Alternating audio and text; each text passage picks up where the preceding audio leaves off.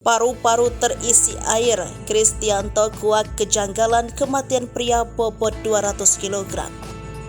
Pria obesitas berbobot 200 kg asal Kecamatan Pinang, Kota Tangerang, Banten, Cipto Raharjo meninggal dunia di RSCM Rabu 19 Juli 2023. Cipto meninggal dalam usia 45 tahun setelah sempat menjalani 8 hari perawatan di ruang ICU RSCM Jakarta Pusat. Kabar wafatnya Cipto dibenarkan oleh kakak kandung Kristanto. Menurut dia, adiknya meninggal dunia pada pukul 3.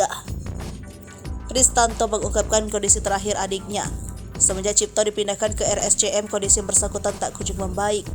Sebab, setelah Cipto menjalani rangkaian pemeriksaan, semua penyakit yang ada pada tubuhnya jadi terdeteksi.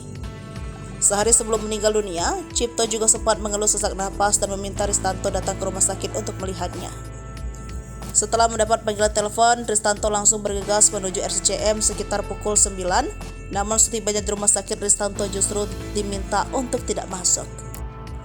Namun, sekitar pukul 12 waktu Indonesia bagian Barat, Kristanto kembali dipanggil oleh dokter untuk diminta persetujuan tindakan karena adiknya mengeluarkan dahak berdarah.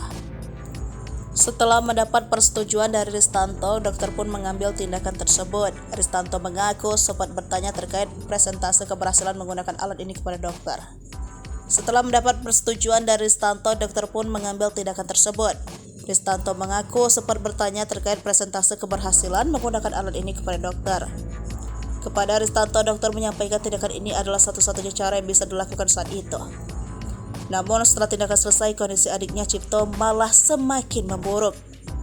Saat memasuki ruang tempat Cipto dirawat, Kristanto sudah menemukan adiknya dalam kondisi koma. Hingga sekitar pukul 3, Cipto meninggal dunia.